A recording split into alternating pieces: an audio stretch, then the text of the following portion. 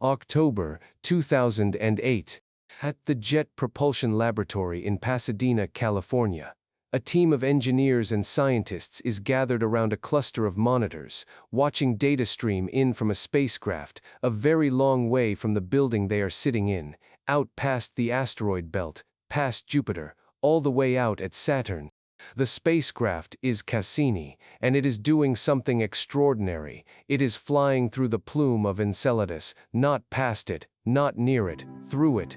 At a very low altitude above the Moon's south pole, lower than the cruising height of many airliners above Earth.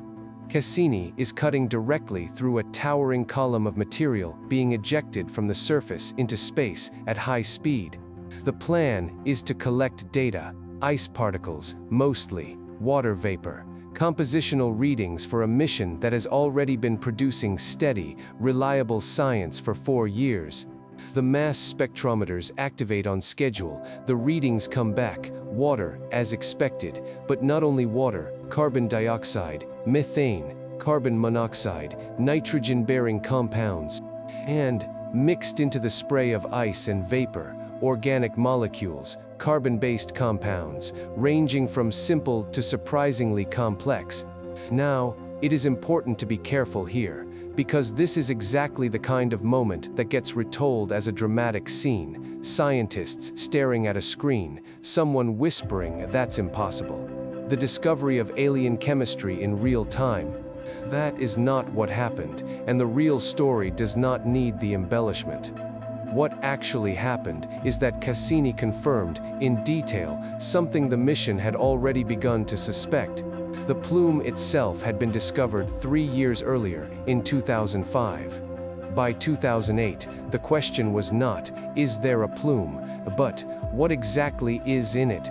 And the answer that came back was genuinely significant. This small, frozen moon, which by every conventional expectation should have been geologically dead, was venting not just water but a chemically rich mixture, including organic compounds, directly into space. The organics were not, by themselves, evidence of life. Organic molecules, carbon compounds, are common in the solar system. They are found in comets, in asteroids, in interstellar clouds. Finding organics is not the same as finding biology. The scientists knew this perfectly well, and they said so. This is one of the most persistently misunderstood points in all of space science, so it is worth stating plainly. The word, organic, in chemistry, does not mean produced by life. It means containing carbon, in particular carbon bonded with hydrogen and often other elements. Carbon is extraordinarily good at forming complex molecules, and it does so all over the universe through processes that have nothing to do with biology. The tail of a comet is full of organics. So are certain meteorites that have never been near a living thing. So are vast clouds of gas and dust between the stars, where simple organic molecules form in the cold and the dark. When a headline announces that organic molecules were found somewhere in space, it is easy to read that as the chemistry of life was found. But the accurate reading is narrower and less dramatic.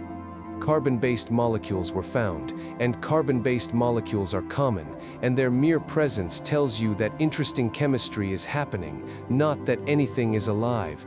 The Enceladus organics were genuinely significant.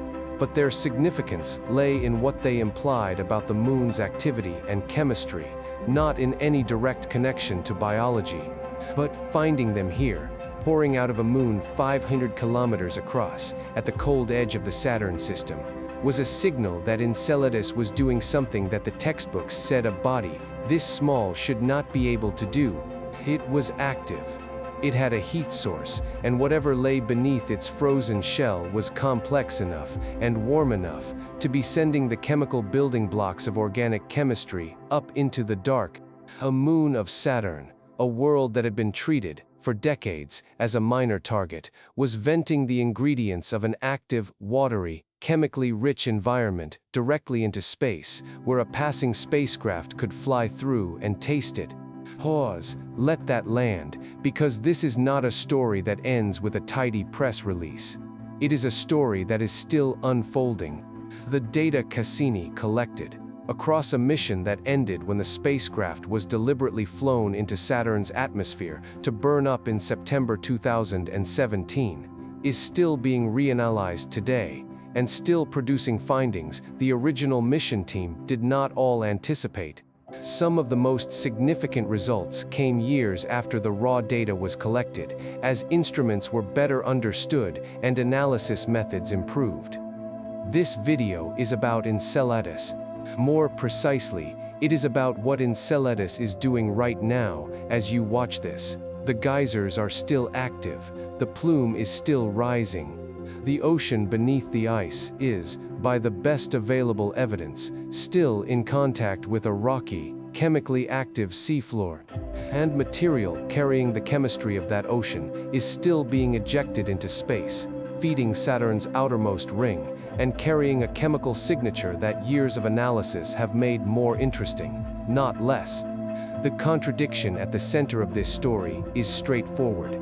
Enceladus is small, around 500 kilometers in diameter, smaller than many countries, smaller than several US states. By the standard models of planetary science, a body this size, this far from the sun, should be geologically dead, frozen solid, inert.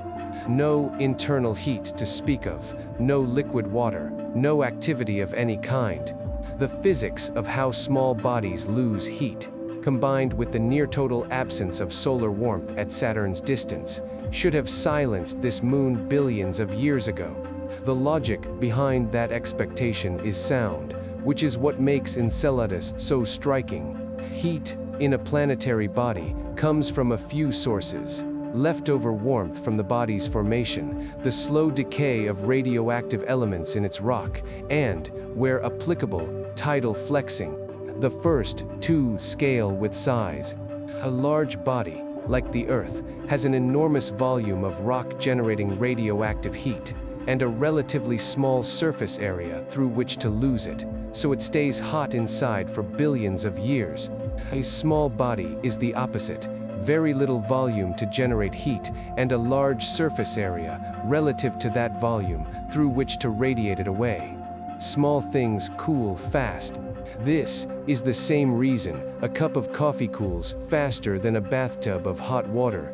Enceladus, at 500 kilometers across, is small enough that it should have lost its internal heat long ago and frozen through to its core. Add to that its distance from the sun, where sunlight is roughly 100 times fainter than at Earth, and every reasonable expectation points to a dead, frozen rock. Instead, it has a global subsurface ocean. It has evidence of hydrothermal activity on its ocean floor.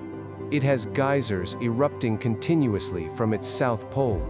And the material those geysers eject into space contains water, sodium chloride, ordinary salt, silica nanoparticles, molecular hydrogen, carbon dioxide, methane, complex organic molecules, and, confirmed in 2023, phosphorus. That last detail completed a particular checklist. There are 6 elements that all known life requires: carbon, hydrogen, nitrogen, oxygen, sulfur, and phosphorus, sometimes abbreviated CH-NOPS. By 2023, all 6 had been detected in material from Enceladus. Every element on the checklist, every one. But, and this is the part the careful version of the story insists on, having all the chemical ingredients for life is not the same as having life. A kitchen stocked with flour, water, salt, and yeast is not a loaf of bread. The presence of the ingredients tells you an environment is habitable, in principle. It does not tell you it is inhabited. That distinction is the spine of this entire video, and we are going to hold on to it carefully, because it is exactly the distinction that breathless coverage tends to lose. The promise of this video is specific. By the end, you will understand not just what was found at Enceladus, but why scientists treat these findings with such careful, measured language. You will understand the difference between what some headlines implied and what the technical papers actually said. And you will understand why the question this moon raises, is its remarkable chemistry the product of extraordinary geology, or of something more, is one of the most important questions we are currently in a position to investigate. What exactly was found here? Why doesn't the simplest, "it's just a dead ice ball," explanation hold up? Why do the scientists who know this data best use words like "consistent with" and "cannot be ruled out," rather than "evidence of life"? Is this unusual chemistry? Or is it a sign of something happening in that ocean that the data cannot yet pin down?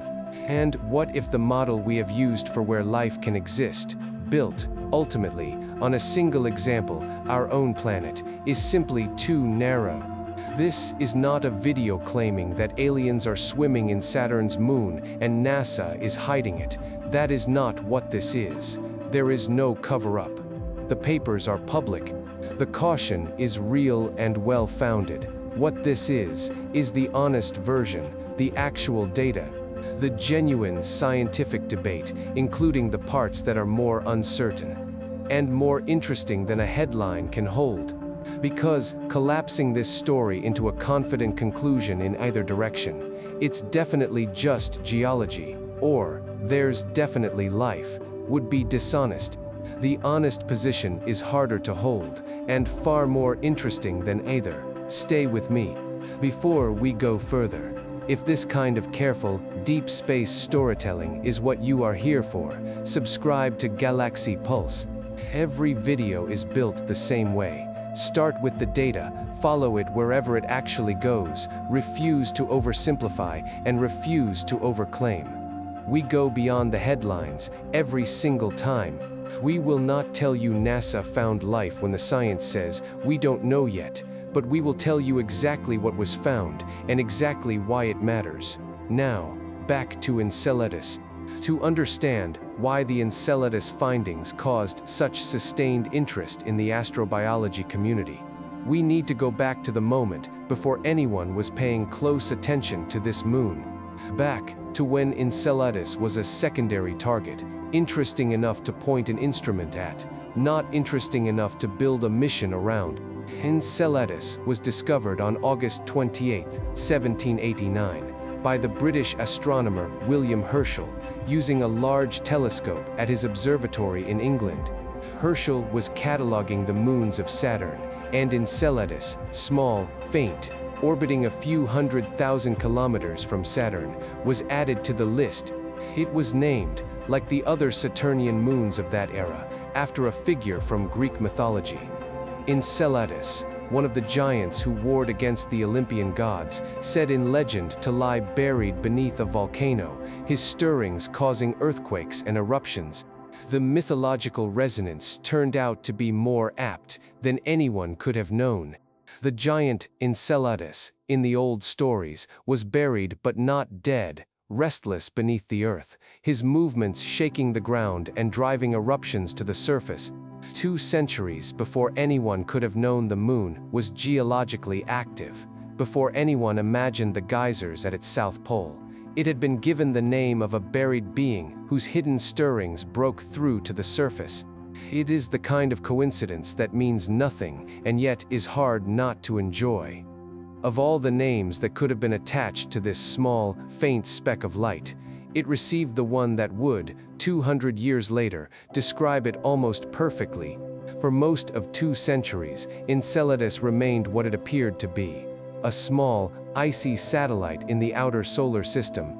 When the Pioneer and Voyager spacecraft flew past Saturn around 1979 to 1981, Enceladus was noted for one striking feature. Its surface was extraordinarily bright, reflecting almost all the light that hit it, which indicated a covering of fresh, clean ice. Unusually fresh for a moon its age, but not alarming. The Voyager images also suggested that parts of the surface were geologically young, smooth, with relatively few impact craters, implying that something had resurfaced the moon in the relatively recent geological past. For a body this small, that was mildly puzzling, but the data was incomplete, and larger mysteries competed for attention. One detail from the Voyager era did linger. Enceladus orbits within Saturn's E-ring, the broad, diffuse, outermost ring of the system. The ice particles making up the E-ring appeared fresh and fine-grained, the kind of material you would expect from an ongoing source rather than ancient debris. What was supplying the E-ring? The question was noted and set aside when NASA and the European Space Agency planned the Cassini-Huygens mission in the late 1980s. Enceladus was on the target list, but not the priority. Titan, Saturn's giant moon with its thick atmosphere, was the star of the mission. Enceladus was included because it was accessible, because the E-ring question deserved an answer, and because its surface youth was curious. Think of it this way. If Saturn were a large building with dozens of rooms, and Cassini were an inspector, Enceladus was a small storage room on a lower floor. It was on the checklist. It would get a look. Nobody expected to find anything inside it that would rewrite the building's history. Here is the thing about that storage room. It had a surprising heat signature. Cassini arrived at Saturn in July 2004 and began its observations. During early passes, the composite infrared spectrometer mapped the thermal emission from various moons, and the south pole of Enceladus registered a temperature warmer than it had any right to be. Not dramatically warmer, but meaningfully warmer than a frozen, inert, geologically dead moon should be at that location, given the trickle of sunlight reaching it, and the modest internal heat expected from the slow decay of radioactive elements in its core. That, a warmer than it should be, reading is where this story really begins. Let us establish the baseline, because the gap between what physics predicted and what the data showed is the engine of everything that follows. Under standard models, a moon the size and composition of Enceladus, at Saturn's distance, should be extraordinarily cold across its entire surface, well below -200 degrees Celsius.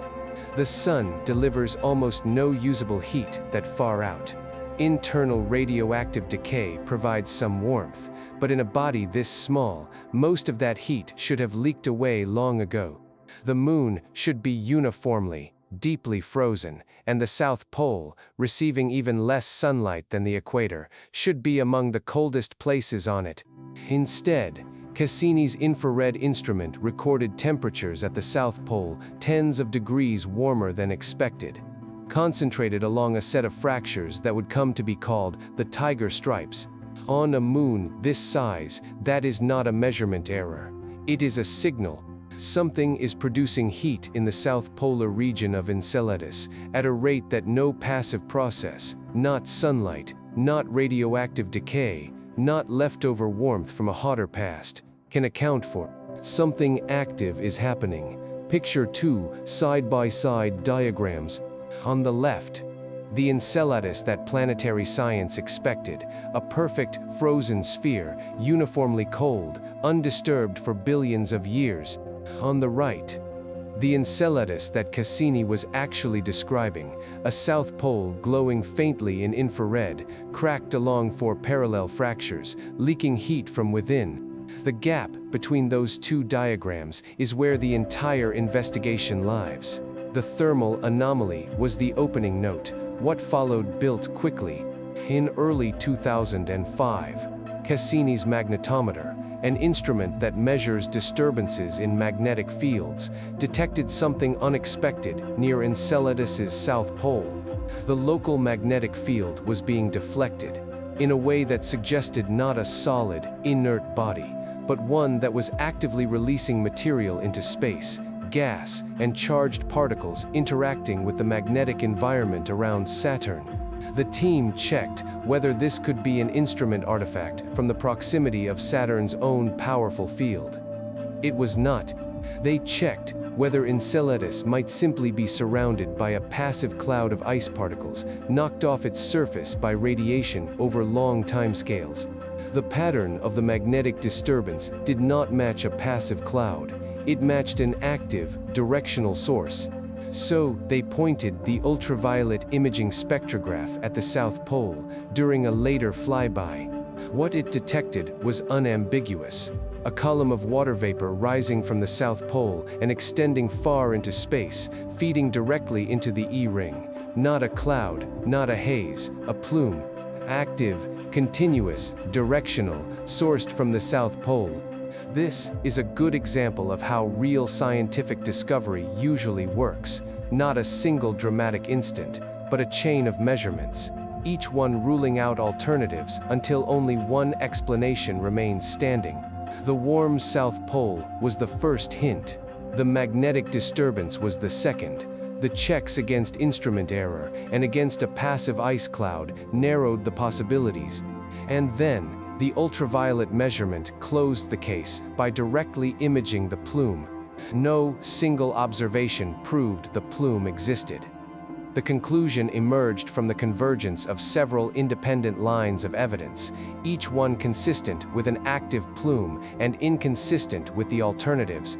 This is worth keeping in mind as the story continues, because the larger question, habitability, and the possibility of life, is being approached the same way.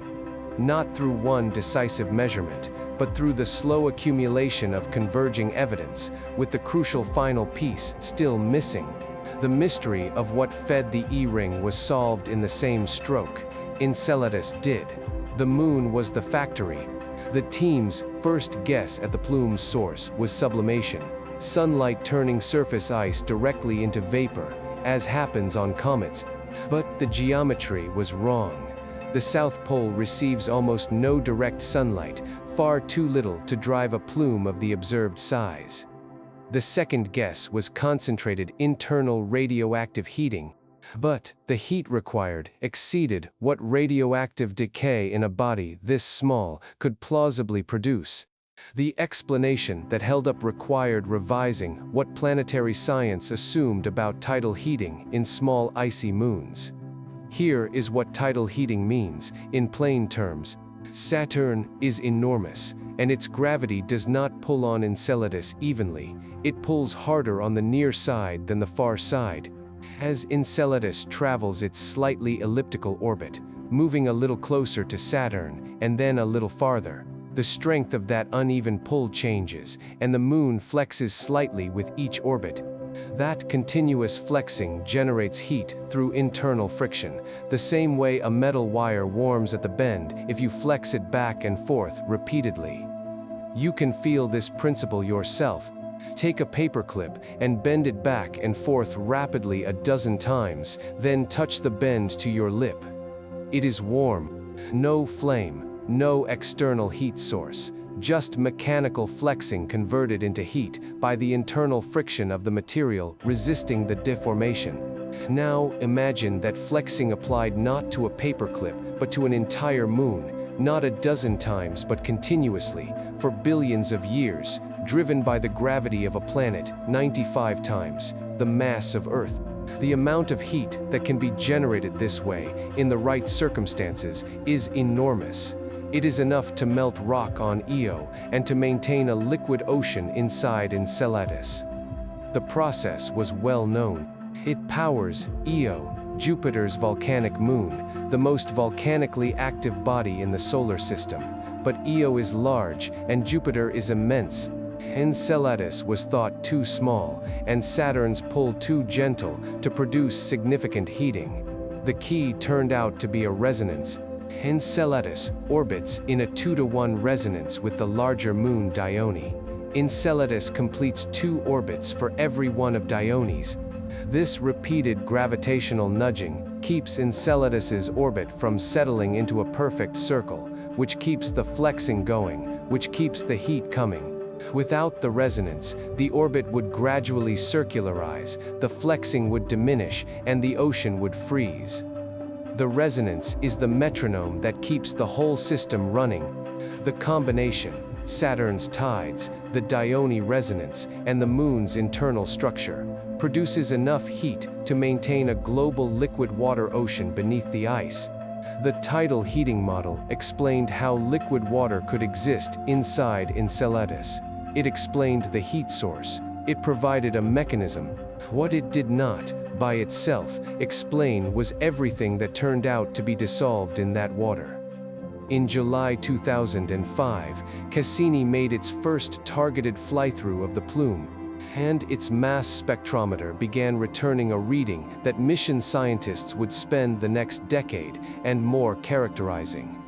The plume was not water vapor with a few trace contaminants.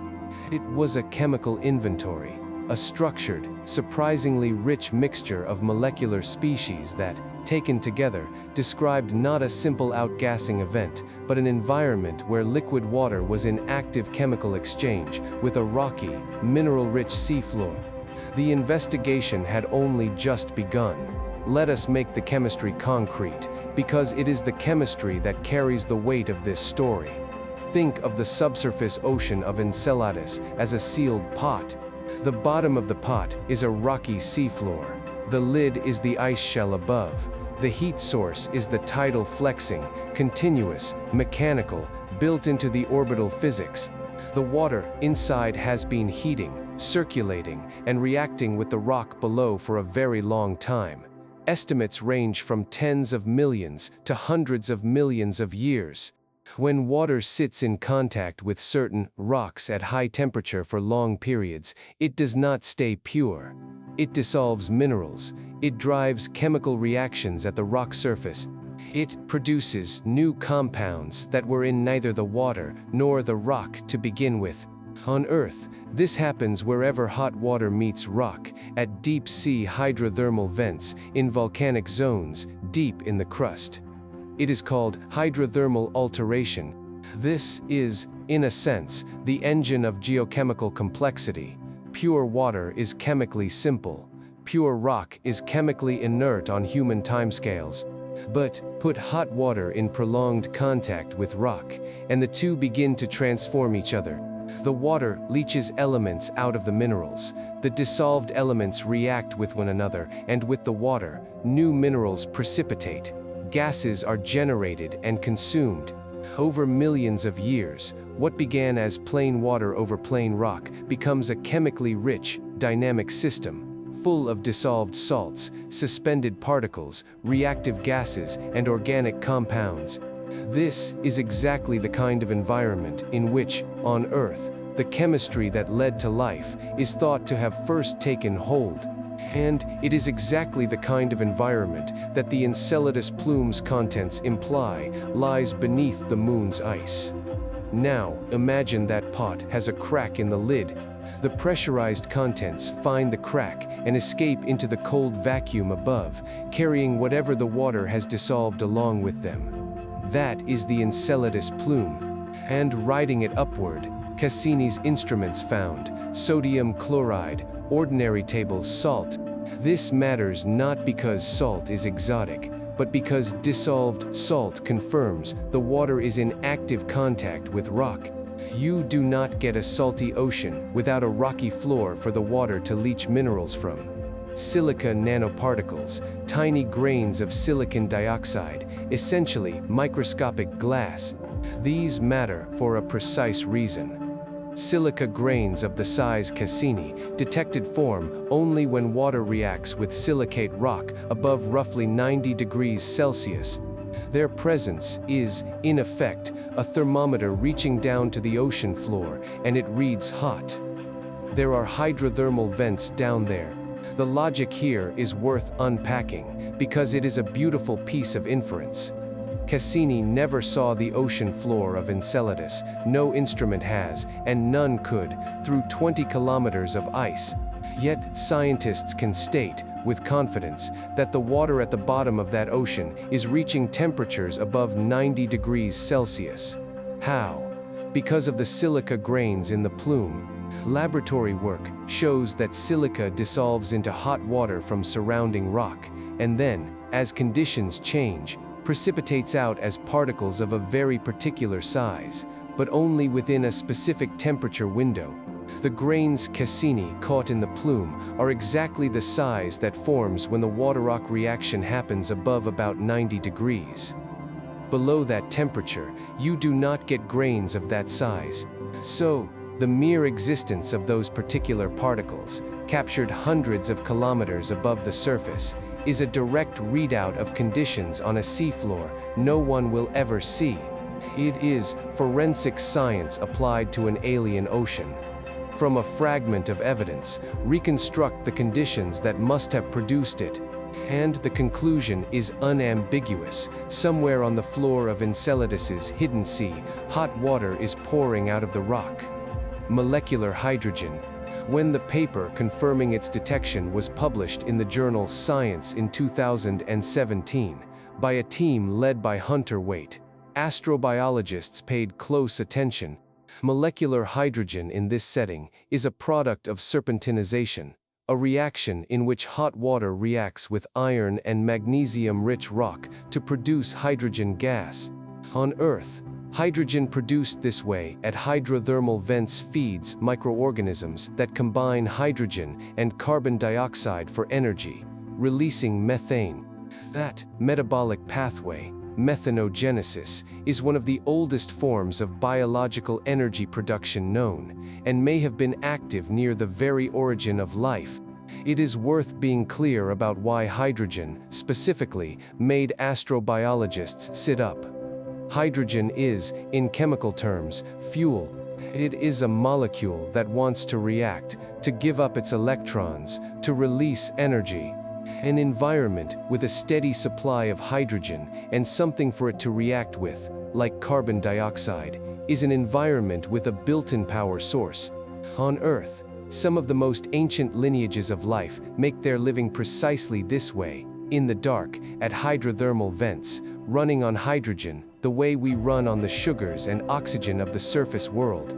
So, the detection of hydrogen in the Enceladus plume was not just another molecule on the list. It was the discovery that the ocean has a usable energy source, that if life were there, there would be something for it to eat.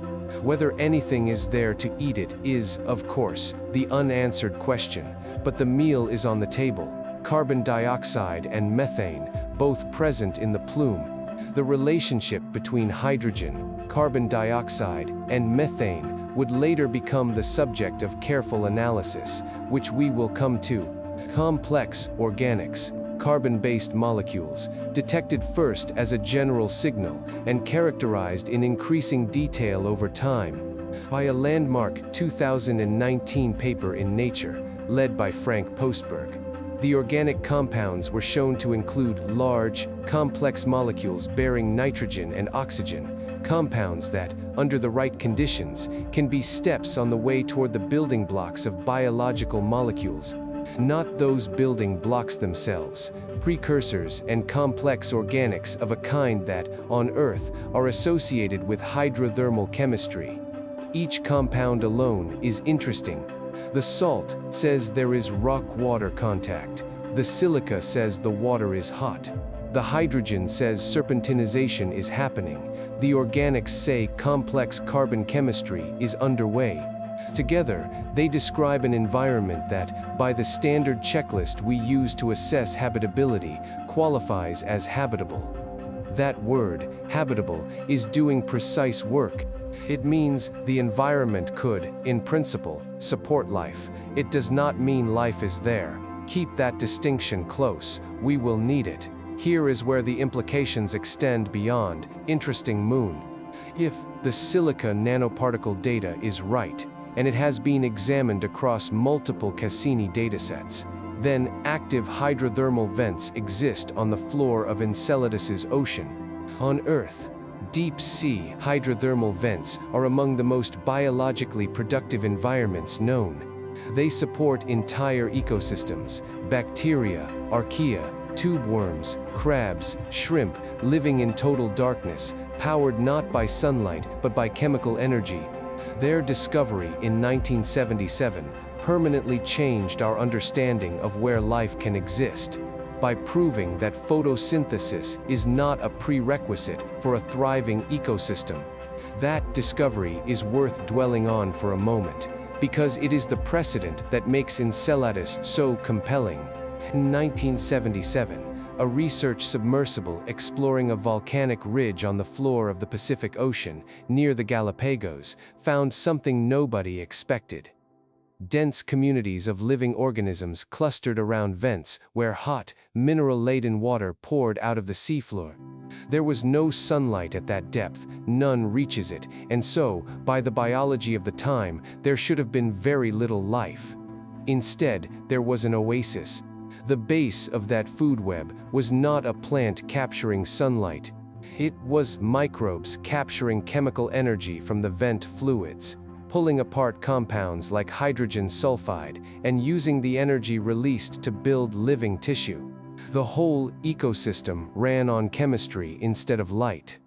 The discovery did not just add a footnote to biology, it expanded the definition of where life could exist. And it did so in precisely the kind of environment that Enceladus appears to have on its own ocean floor. If the molecular hydrogen detection is right, and it was published in a peer-reviewed science paper by a team that worked hard to eliminate alternative sources, then serpentinization is occurring in Enceladus's ocean. And that reaction is the same one that, on early Earth, leading origin of life research treats as one of the most promising settings for life's emergence. If the complex organic detections are right, and the 2019 Nature paper makes a careful case that they are, then the ocean of Enceladus contains not just simple raw materials, but complex carbon chemistry of the kind that, on Earth, accompanies hydrothermal environments. At this point, the honest summary is: Enceladus appears to have every identified prerequisite for life, in a chemical environment broadly resembling settings on early Earth that origin of life researchers study. That is a genuinely remarkable statement. It is also still a statement about habitability, about prerequisites, and not about life itself. The distinction is not a technicality. It is the whole question. For years, the compound detections we just walked through, water, salts, hydrogen, silica, organics, were the full story. They were extraordinary, and the papers describing them were careful and rigorous. But there was a gap in the inventory. Of the 6 CHNOPS elements that all known life requires, 5 had been found in the plume: carbon, hydrogen, nitrogen, oxygen, and sulfur. The 6th, phosphorus, had not been confirmed. That changed in 2023. A team, led by Frank Postberg at the Free University of Berlin, reanalyzed data from Cassini's cosmic dust analyzer, the instrument that had directly sampled solid particles in the plume. The instrument identified the composition of dust grains by vaporizing them and measuring the resulting ions. It was sensitive, but it had limits, and phosphorus at low concentrations sat near the edge of what it could reliably detect. The original analysis had not conclusively detected phosphorus. The reanalysis, using improved methods and a more mature understanding of the instrument, found it in the form of phosphate, the chemical form phosphorus takes when bound with oxygen. The paper, a detection of phosphates originating from Enceladus's ocean, was published in Nature in 2023. In the context of astrobiology, it was a landmark, though its public reception was quieter than its significance warranted. Here is why it matters so specifically. Phosphorus is the element that forms the backbone of DNA and RNA, that carries chemical energy in living cells through the molecule ATP, and that builds cell membranes in the form of phospholipids. Without phosphorus, there is no nucleic acid chemistry, no genetic information storage, no heredity, no evolution, no life as we understand it. It is not an optional ingredient. Its detection completed the CHNOPS checklist for Enceladus. It is worth understanding why phosphorus was the last of the 6 elements to be confirmed, because the reason is itself revealing. Phosphorus is, cosmically speaking, relatively rare. It is produced in stars and scattered through the galaxy in smaller quantities than carbon, nitrogen, or oxygen. In many environments, it tends to lock itself up in minerals that do not dissolve easily into water, which is part of why, on Earth, it so often becomes the limiting nutrient. For all these reasons, some scientists had genuinely wondered whether the ocean of Enceladus might be phosphorus poor, whether this small, cold, distant world might be missing the one ingredient that mattered most. There was a real possibility that the checklist would end with a permanent blank in the phosphorus box, and that this blank would be a meaningful strike against the moon's habitability. The 2023 detection did not just fill in a box. It resolved a question that could have gone the other way, and the paper contained a detail most headlines missed. The phosphate concentration in Enceladus's ocean, inferred from the measurements, appeared to be many times higher than in Earth's oceans, by some estimates on the order of 100 times or more. Why does concentration matter? Because on Earth, phosphorus availability is often the factor that limits how much life an environment can support. In many marine settings, it is the scarcest of the essential nutrients relative to demand, the bottleneck on productivity. This principle even has a name in ecology. The idea that the growth of a population is governed not by the total resources available, but by the single scarcest necessary resource. In vast stretches of Earth's oceans, that scarcest resource is phosphorus. An ocean unusually rich in phosphate would not just clear the bar for habitability. By this particular measure, it would be unusually well-resourced for life, if life were present. The paper's authors were careful, as good scientists are. They noted explicitly that the phosphate, like every other compound detected, can be produced by abiotic chemistry, by water reacting with the right minerals, no biology required. The paper does not claim life is present. It establishes that a key ingredient, long uncertain, is not only present but abundant. So the phosphorus detection does not answer the question of life. It sharpens it. It removes the last reasonable chemical argument that Enceladus might be missing something essential. Before 2023, a cautious scientist could say the phosphorus question was open. After 2023, that sentence can no longer be said. The chemical checklist is complete. The only box that remains unchecked, the only one, is direct detection of biological activity itself, and the instrument that could check it has not yet been built. Before going further into the chemistry, the geology of the South Pole deserves attention, because it is a story in itself. The tiger stripes are four roughly parallel fractures, informally named Alexandria, Cairo, Baghdad, and Damascus, each running roughly 130 kilometers, spaced about 35 kilometers apart, cutting across the South Polar terrain like claw marks in ice. They are geologically young. The surrounding terrain has very few impact craters, which is how planetary scientists gauge surface age, and they are active. The plumes arise from these fractures, varying in intensity but continuous across the mission. The naming is its own small curiosity, for fractures on a moon of Saturn, named for cities of the ancient world: Alexandria, Cairo, Baghdad, Damascus.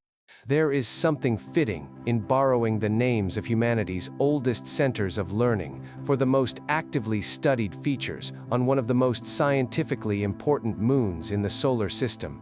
The crater counting method used to date them is worth understanding too, because it is one of the most powerful tools in planetary science. Impact craters accumulate on a surface over time at a roughly predictable rate. The longer a surface has been exposed, the more craters it collects. So, a surface densely covered in craters is old, and a surface nearly free of them is young. Something has resurfaced it recently, erasing the older impacts. The tiger stripe terrain is among the least cratered, and therefore among the youngest, surfaces known in the solar system. On a moon that should have been frozen and static for billions of years. Finding terrain that is geologically fresh is itself a profound clue that something keeps remaking the surface. Structural modeling shows the tiger stripes are not random cracks. Their spacing is consistent with what theory predicts for fractures in an ice shell of a particular thickness sitting over a liquid ocean and stressed by Saturn's tides. The geometry is, in effect, a fingerprint of the interior, and the interior it describes is a global ocean, not a local pocket.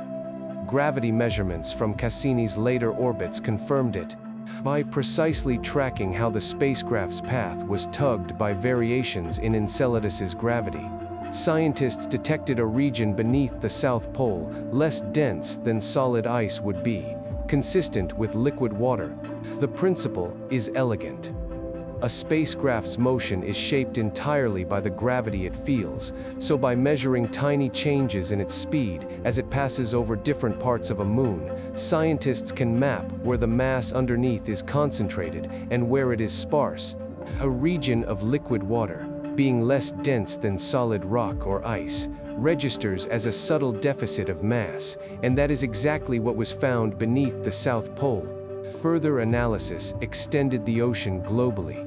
Beneath an ice shell estimated at roughly 20 kilometers thick at the South Pole and thicker elsewhere, the total volume of water has been estimated at something comparable to one of Earth's smaller oceans, held inside a moon smaller than many countries. That ocean has been in contact with a rocky, hydrothermally active seafloor for a very long time, long enough for complex chemistry to develop. There is one genuinely unresolved puzzle worth flagging honestly: the heat budget.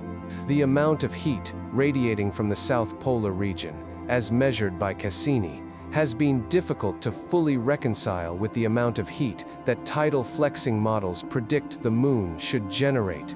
The measured output appears, in some analyses, to exceed the predictions. The most likely explanation is mundane. The interior models are incomplete.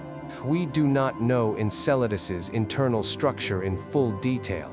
The layering, the stiffness of the ice, the degree of water rock mixing, and reasonable adjustments to those unknowns can raise the predicted heat. A more accurate model would likely close most of the gap. The discrepancy is best understood not as a mystery demanding an exotic explanation, but as a sign that our model of the moon's interior is not yet complete, which is itself worth knowing.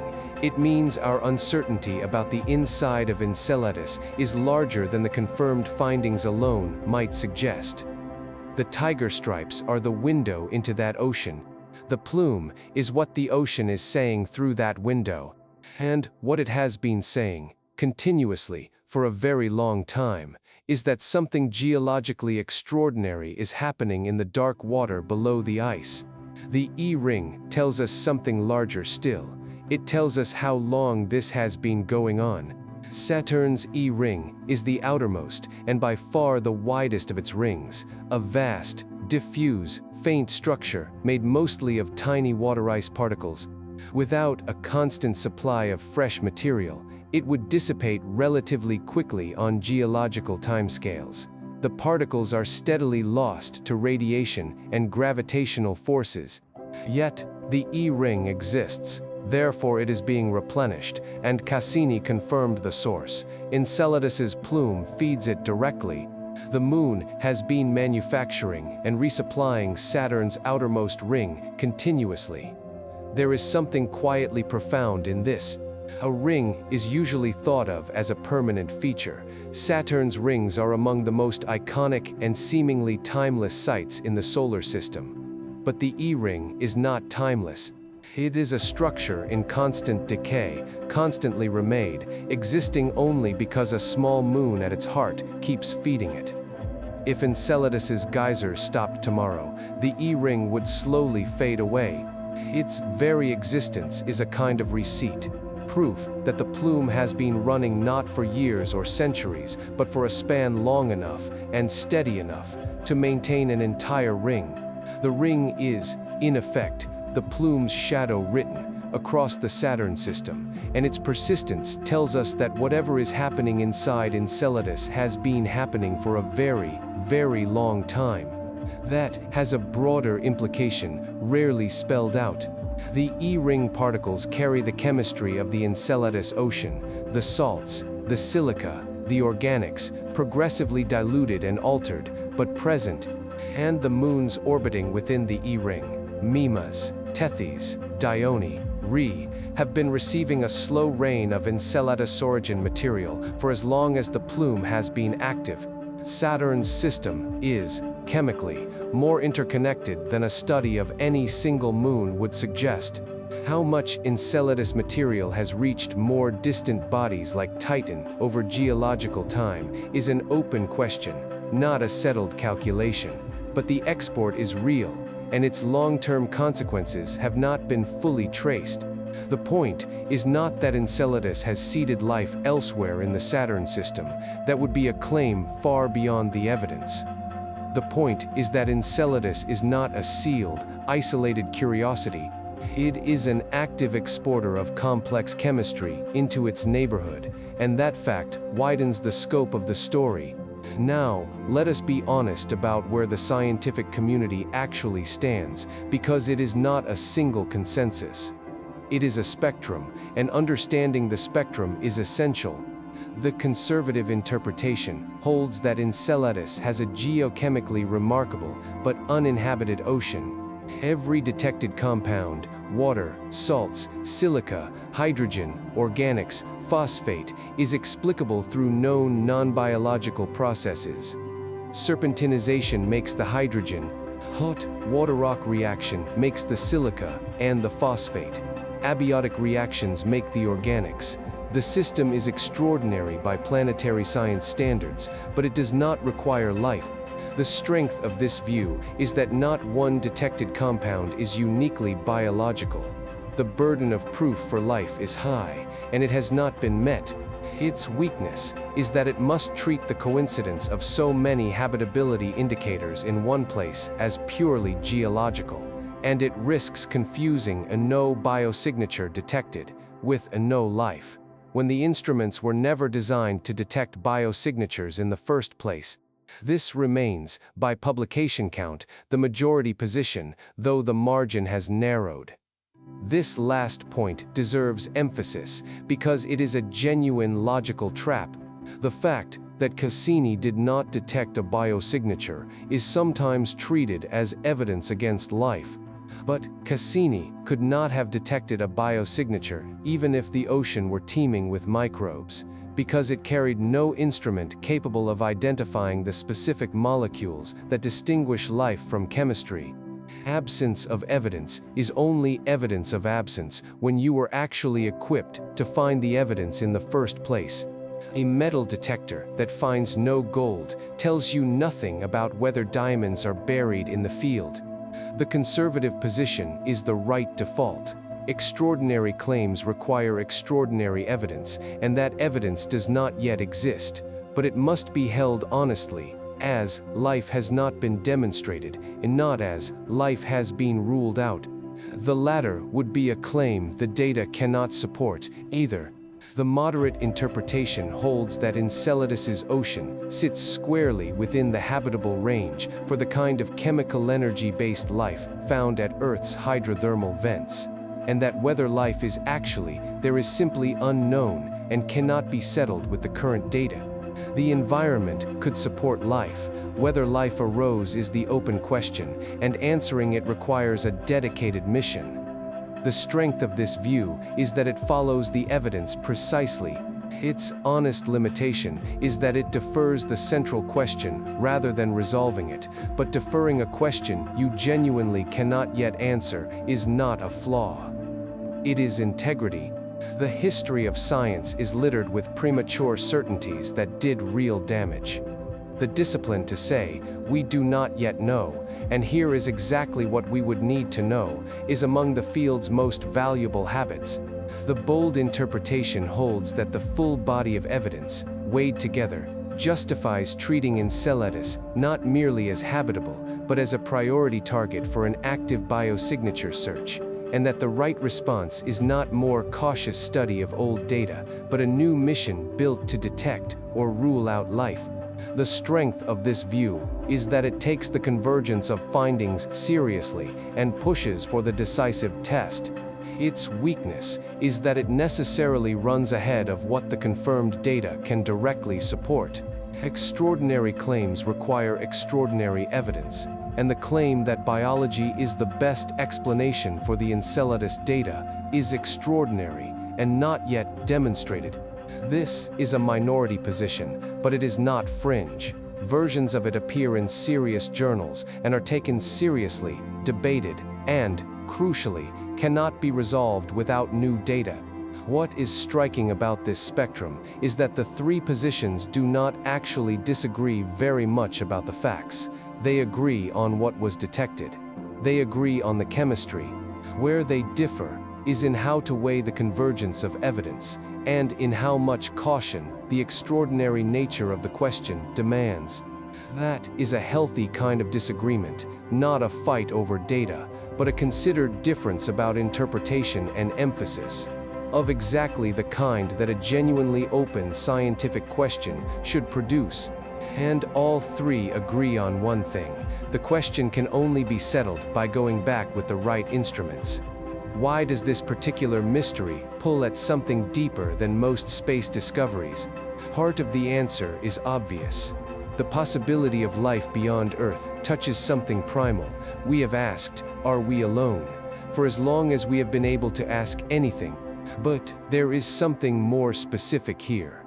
Enceladus does not ask us to imagine life impossibly far away. It asks us to imagine it here, in our own solar system, on a moon a spacecraft has already visited and already sampled. The barrier between we don't know and we know is not a law of physics or a limit of technology. It is, largely, a decision about priorities, a mission concept waiting on a budget. There is a distinct kind of unease in a mystery that is genuinely within reach and has not yet been reached for. That unease is appropriate. It is what this kind of discovery should produce. For most of human history, the question of whether we are alone in the universe was purely philosophical, a matter for speculation, faith, and imagination, with no conceivable way to gather evidence. That is no longer entirely true. For the first time, the question has become, at least in part, an engineering problem. We know of a place, relatively nearby, that has liquid water, chemical energy, and all the elemental ingredients of life, and that conveniently sprays samples of its hidden ocean into space where a passing spacecraft could collect them without even landing. We know roughly what kind of instrument would be needed to test that spray for biosignatures. We know, approximately, what it would cost and how long it would take. The transformation of, are we alone? From an unanswerable abstraction into a concrete, fundable, buildable investigation is one of the quiet revolutions of the past 2 decades, and Enceladus sits near the center of it. The discomfort of knowing the answer might be within reach, and choosing whether to reach for it is the discomfort of a species that has, for the first time, the genuine option of finding out.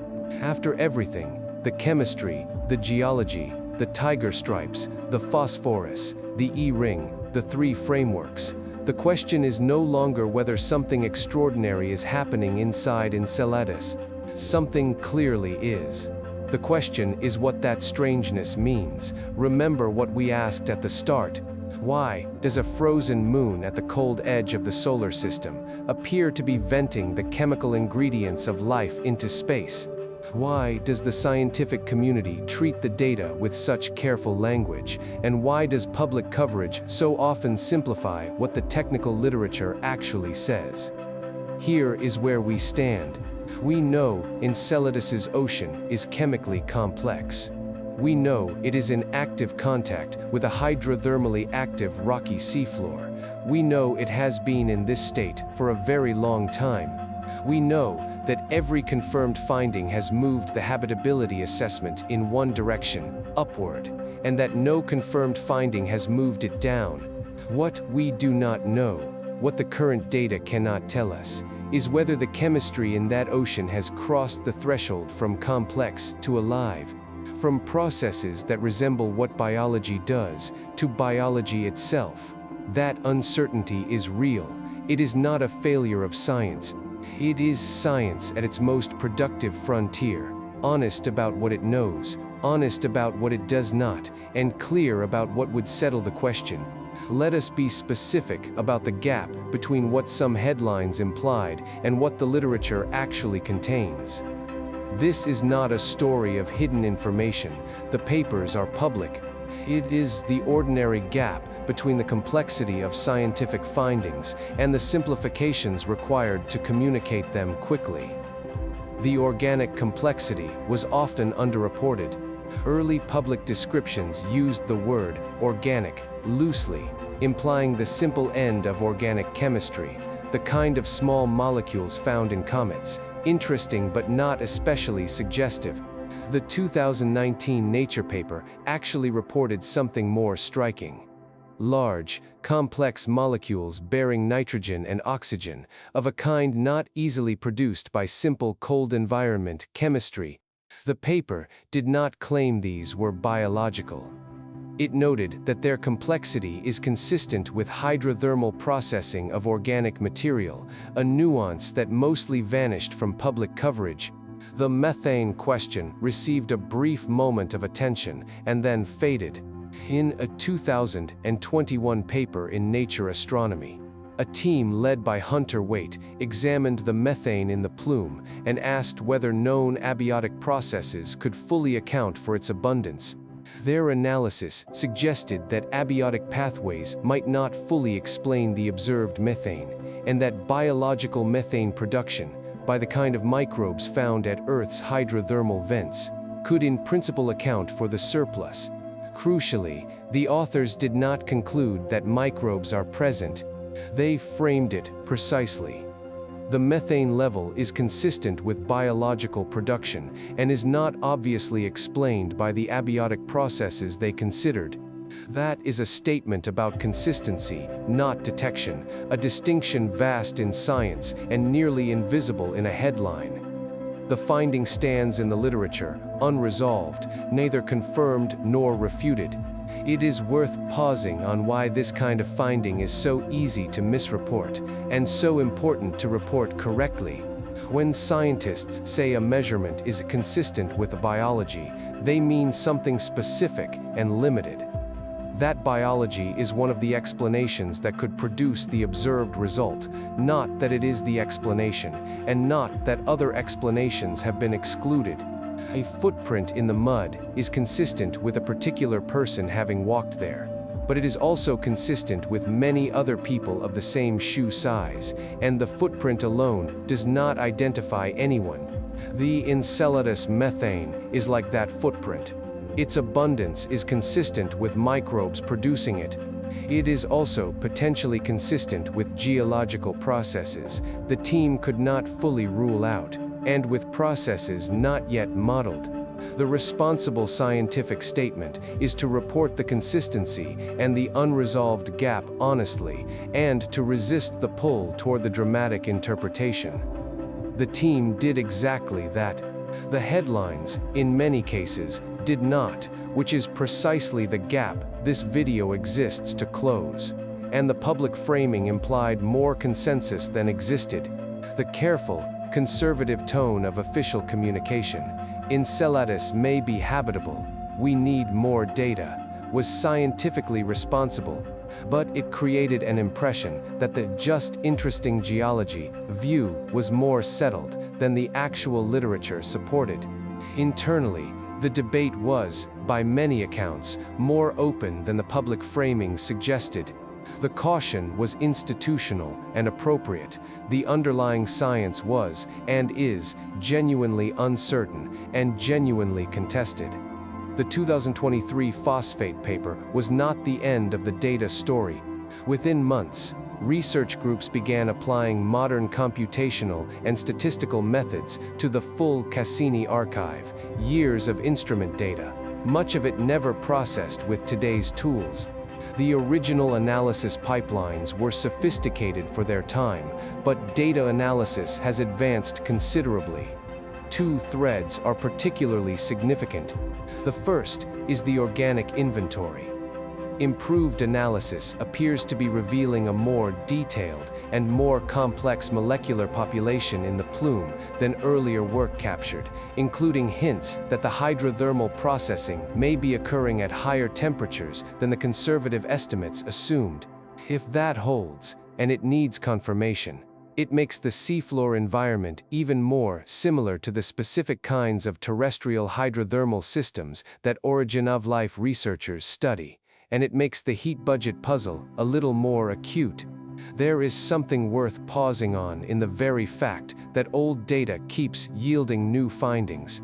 Cassini's mission ended in 2017, when the spacecraft was deliberately steered into Saturn to burn up, a planned ending, chosen specifically so that the dying probe could not accidentally crash into Enceladus or Titan and contaminate those potentially habitable worlds with Earth microbes hitching a ride. But the end of the spacecraft was not the end of the science. The data it gathered across 13 years at Saturn was archived, and that archive has continued to produce discoveries as analysis methods improve. The phosphorus detection came years after the relevant data was collected. The refined organic inventory is emerging now from the same archive, using tools that did not exist when Cassini flew. This is a quiet but profound feature of modern science. A well-designed mission keeps paying scientific dividends long after the hardware is gone, because the data outlives the instrument. In a real sense, Cassini is still making discoveries about Enceladus today, almost a decade after it ceased to exist. The second thread concerns the relationship between hydrogen, carbon dioxide, and methane in the plume, and here we need to be especially careful, because this is exactly the kind of finding that gets overstated. The Waite team's 2017 science paper established that molecular hydrogen is present, and that the combination of hydrogen and carbon dioxide represents a usable source of chemical energy, the same kind of energy that, on Earth, feeds methane-producing microbes at hydrothermal vents.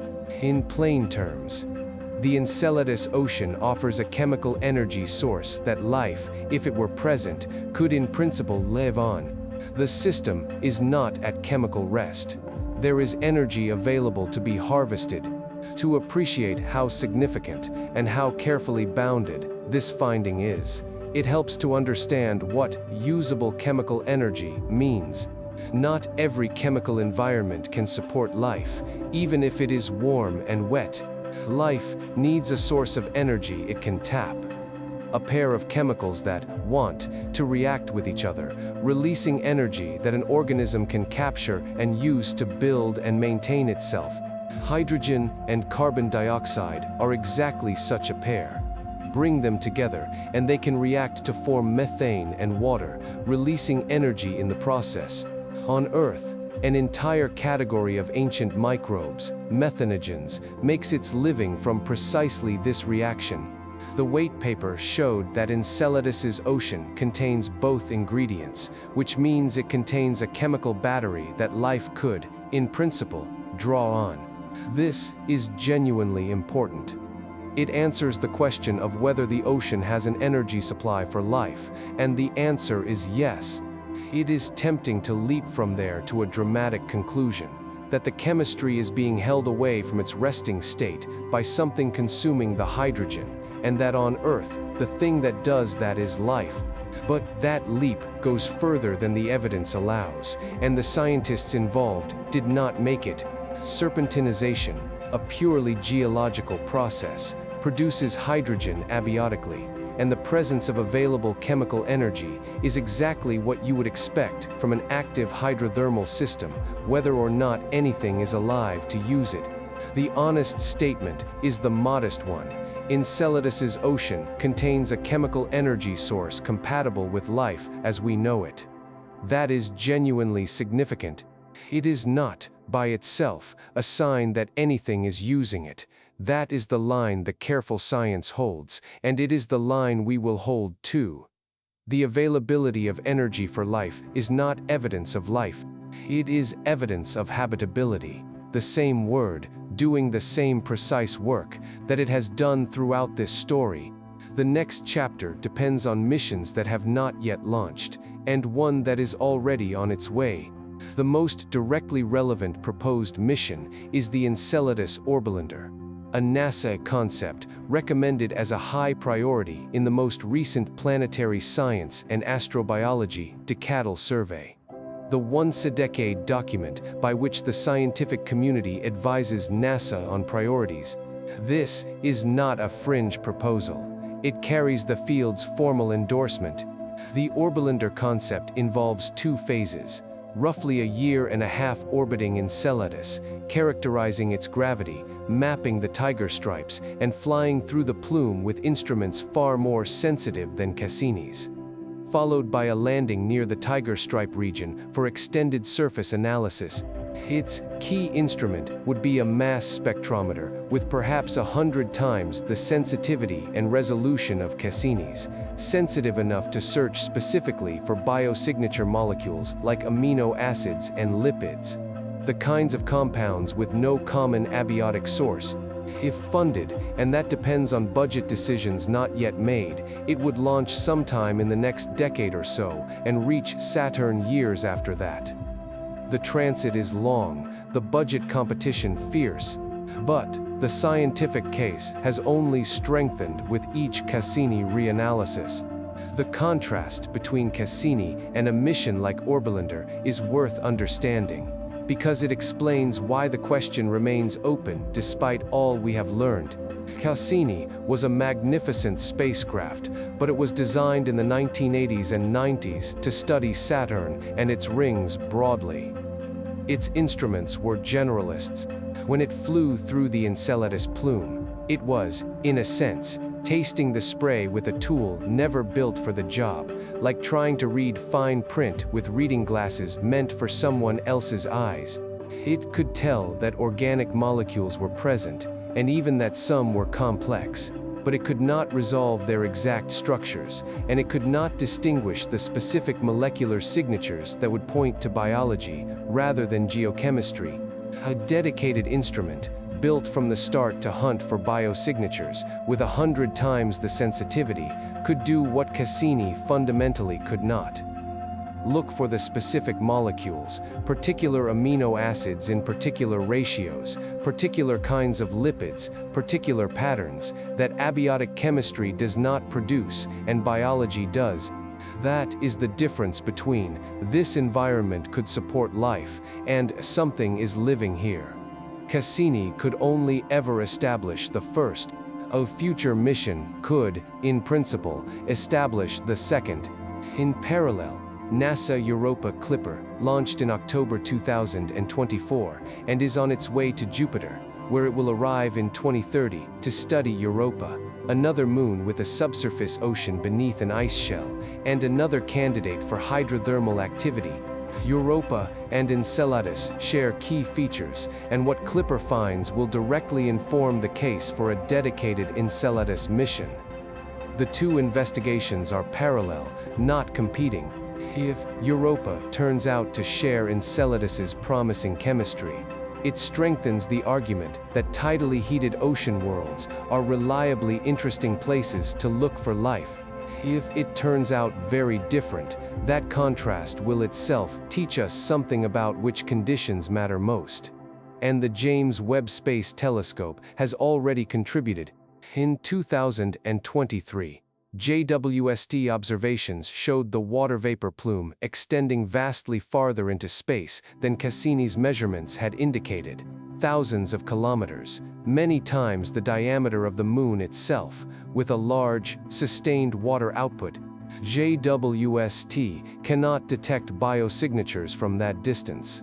The spectral detail required demands proximity, but it confirmed that the plume is enormous and accessible, meaning a future spacecraft flying through it would sample material drawn from a very large volume of the ocean. The scale, JWST, revealed reframes how we should picture the plume. Cassini, flying close, sampled it like a probe dipping into the edge of a fountain. JWST, looking from afar, saw the whole fountain, and found it far larger than expected, a column of water vapor reaching out many times the width of Enceladus itself, dispersing into a broad haze around the Moon's orbit. This matters for the practical question of how to study Enceladus. It means that a spacecraft does not need to thread a narrow needle to sample the ocean's chemistry. The plume presents an enormous target. It also means the ocean is losing material to space at a steady, substantial rate, which in turn says the resupply from within must be substantial too, reinforcing the picture of an active, dynamic interior rather than a slowly leaking, dying one. The plume, in short, is not a faint wisp. It is a sustained broadcast of an ocean's contents into space, large enough to feed a planetary ring, and to be sampled, in principle, by any future mission willing to make the journey. What Enceladus represents, in the broader history of astrobiology, is a potential shift in where we believe life can exist, comparable to the shift caused by the discovery of hydrothermal vent ecosystems in 1977. Before that discovery, biology assumed life required sunlight, with photosynthesis at the base of every food chain. The vent ecosystems, thriving in total darkness on chemical energy, broke that assumption permanently. Enceladus presses on a second assumption. That liquid water, and therefore life, requires proximity to a star. The habitable zone, the band of orbital distances where surface liquid water is stable, has organized the search for life for decades. Enceladus is nowhere near the Sun's habitable zone, and yet it has maintained a global liquid ocean for geological ages, warmed not by sunlight, but by tides. Consider what this does to the arithmetic of life in the galaxy. The conventional habitable zone is a thin shell around each star. For a Sun-like star, a band of orbits not too hot and not too cold, into which a planet must fall to keep liquid water on its surface. By that criterion, habitable real estate is scarce. Most planets orbit too close or too far. But if tidal heating can sustain a subsurface ocean far outside that band, as it apparently does at Enceladus, and may at Europa, and possibly at other icy moons, then the relevant locations for liquid water are not just the thin habitable zone shells. They include the countless icy moons orbiting giant planets throughout the galaxy, at any distance from their star, warmed from within rather than from without. The number of potentially habitable environments would not increase modestly. It could increase by orders of magnitude. The galaxy's giant planets each tend to host multiple moons. Many of those moons could, in principle, harbor tidally heated oceans. A universe in which life needs a star's warmth on a planet's surface is a sparse universe. A universe in which life can live in the dark, in the oceans of icy moons, is a crowded one. If Enceladus proves habitable in the fullest sense, or, far more dramatically, inhabited, the implication is vast. The habitable zone is far too narrow a concept. Any world, anywhere, with the right tidal heating, could maintain a subsurface ocean regardless of its distance from any star. The number of potentially habitable bodies in the galaxy would be enormously larger than the conventional estimate. Enceladus is not just a question about one moon. It is a question about how common the conditions for life might be across the universe. Here is what makes the whole story so compelling, stated as carefully as it deserves. We followed a thread that began with a South Pole slightly warmer than it should be, a reading modest enough that it almost did not warrant a second look, and arrived at a global ocean, a hydrothermally active seafloor, a complete inventory of life's chemical prerequisites, an abundance of phosphorus, and a chemical energy source that life could, in principle, live on. Every confirmed step moved the assessment of habitability upward. Not one moved it down. And yet, and this is the discipline the story requires, not one of those findings is, by itself, evidence of life. Each is evidence of habitability.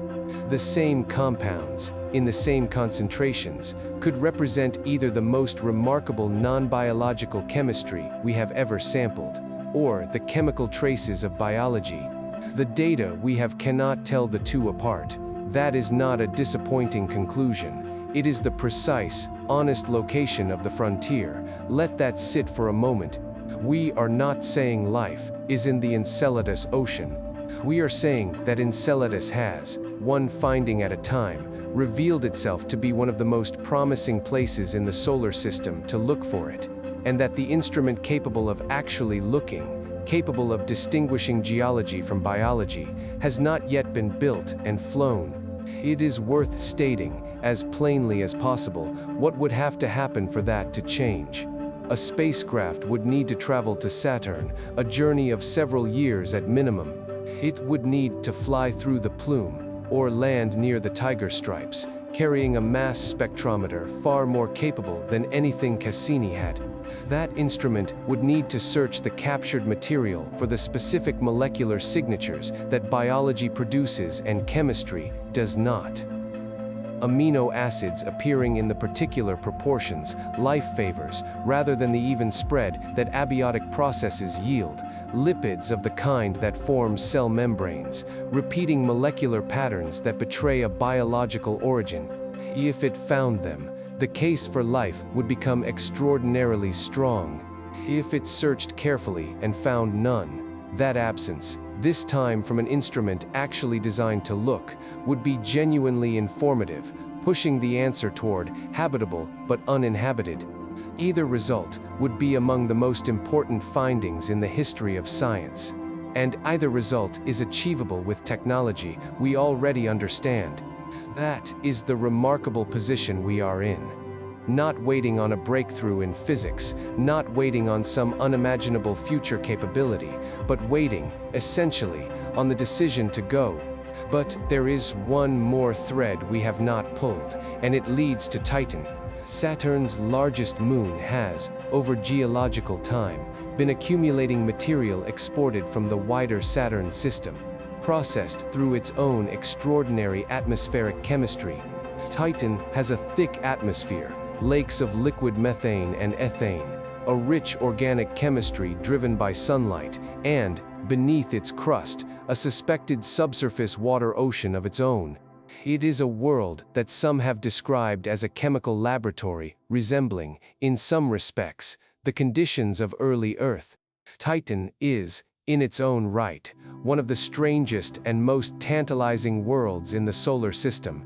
It is the only moon with a substantial atmosphere, thicker, in fact, than Earth's, and the only body besides Earth known to have stable liquid on its surface, though that liquid is not water but methane and ethane, kept liquid by the extreme cold.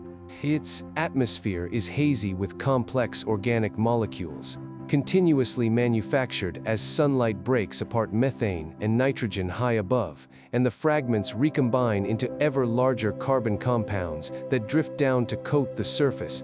Beneath that surface, like Enceladus and Europa, Titan is thought to hide a deep ocean of liquid water. It is, in effect, two potentially interesting chemical environments stacked on one world. An exotic organic chemistry laboratory at the surface, and a hidden water ocean below. What the organic richness of the surface, the buried ocean, and the slow rain of material from across the Saturn system have produced over billions of years, is one of the genuinely open questions of planetary science. What happens to complex organic chemistry inside Titan's atmospheric reactor? What does it become? And what will the Dragonfly mission, a rotorcraft NASA is sending to fly through Titan's skies and across its surface later this decade, actually find when it arrives? That is a story for next time. Tonight, we did not just learn about a moon with geysers. We followed a thread from a faintly warm South Pole to a chemical environment that has, finding by finding, revealed itself to be genuinely habitable. And that remains, on the central question, genuinely undecided. We saw how a mission built mainly to study Saturn and its rings ended up sampling one of the most chemically complex non-Earth environments humans have ever directly tasted. We saw data from a spacecraft that was deliberately destroyed in Saturn's atmosphere in 2017, sent to burn up specifically to protect the moons whose oceans we now want to study, continue to yield results years later. We saw the CHNOPS checklist completed, element by element, ending with phosphorus in 2023. We saw the silica that points to hot vents, the hydrogen that points to serpentinization, the organics that point to complex chemistry, and the available chemical energy that life could, in principle, use. And we held, throughout, to the one distinction that matters most. Habitable is not the same as inhabited. Everything we have confirmed speaks to the first. The second remains open. Science, at its best, is honest about what it does not know. The Enceladus story contains several genuinely open questions that current data does not resolve. Does the methane surplus have a biological explanation? Known abiotic processes may not fully account for it. No subsequent paper has closed the gap with a confirmed abiotic mechanism, and no paper has demonstrated biology either. It is open. Does the available chemical energy in the ocean actually get used by anything? The energy source is real. Whether anything harvests it is unknown. Do the complex organics include molecules uniquely tied to biology? Current instruments cannot say. A future mission's far more sensitive instruments might. These are not vague uncertainties about a vague question. They are precise uncertainties about a precise question, addressable by a specific kind of instrument on a specific kind of mission. That is science working as it should. If what a future mission finds is biology, even microbial biology, it will rewrite the story of life in the universe. And if what it finds is extraordinary geochemistry that merely resembles biology, that too will be one of the most significant findings in the history of planetary science, and will redirect where we look next. Either way, the uncertainty is not a weakness. It is the frontier. There are a few things worth taking from this story that go beyond Enceladus. The first is that small details can carry enormous weight. A South Pole, a few tens of degrees warmer than expected, on a moon nobody was prioritizing, became the thread that led to a global ocean and a complete inventory of life's ingredients. The lesson is not that every anomaly is significant, most are noise. It is that an anomaly which survives repeated checks, multiple instruments, and years of analysis, and keeps deepening rather than dissolving, deserves to be taken seriously. The second is about assumptions. Nearly every major Enceladus finding overturned an assumption planetary science once held with confidence. That small moons are dead, that the habitable zone requires a nearby star, that phosphorus would be scarce in an outer solar system ocean. The question Enceladus poses back to us is, what assumptions are we holding right now about life and where it can exist, that future data will show were built on a sample size of 1? This is perhaps the deepest lesson the moon offers. Every estimate we make about how common life might be in the universe rests, ultimately, on a single example, Earth, and on assumptions drawn from that example about what life needs. Each time one of those assumptions falls, the space of possibilities widens. Enceladus has already helped knock down several. It may yet knock down the largest one of all, the assumption that life is rare. The third is about the relationship between uncertainty and rigor. The Enceladus story is not strong because the question is answered. It is strong because the question has been sharpened, narrowed from many possibilities to a small, specific, testable set. Bounded, addressable uncertainty is science functioning well, not failing. There is a temptation, in popular storytelling, to treat uncertainty as a weakness, to resolve every cliffhanger, to deliver a verdict. But the honest verdict here is that there is no verdict yet, and that the absence of one is not a failure. It is the accurate description of a frontier that real instruments, on real missions, could genuinely cross. And the fourth is the hardest to sit with. We could likely know more, perhaps decisively more, with instruments we are capable of building, on a timeline we could manage, at a cost in line with past missions. The barrier between not knowing and knowing is, to a large degree, a matter of what we choose to prioritize. That is not a scientific question. It is a question about what we decide is worth finding out. The answer to one of the oldest questions our species has ever asked may be sitting in an ocean we have already visited, on a moon we have already sampled, waiting for us to decide it is worth the cost of going back to look properly. So, I will leave you with a few questions. What does it mean that some of the most significant astrobiology findings of the past decade came not from a new mission, but from reanalyzing data collected years earlier? Because the tools to see clearly did not exist when the data was first gathered. How often do we mistake having data for understanding it? What does it say about the nature of discovery that the line between extraordinary geochemistry and biology can be so thin that the same compounds, in the same amounts, could mean either the most remarkable non-living chemistry ever observed, or the first life found beyond Earth? And what does it say about us, a species that has asked, "Are we alone?" for its entire history, that the closest we have come to an answer in our own solar system is sitting in a mission proposal, waiting? Sit with that. If this story stayed with you, if the phosphorus, or the hidden ocean, or the image of a plume broadcasting an ocean's chemistry into space for millions of years kept turning in your mind, tell me in the comments. Which part landed hardest? The completed CHNOPS checklist, the available energy source, or the simple fact that we have not yet gone back to look properly? And if you want more stories told this way, fully, without the shortcuts and without the hype, subscribe to Galaxy Pulse. Follow the data wherever it actually goes, stay in the science, and never overclaim. We go beyond the headlines, every single time. I will see you in the next one. Enceladus is a moon about 500 kilometers across, smaller than many countries, venting the chemistry of a hidden ocean into the dark.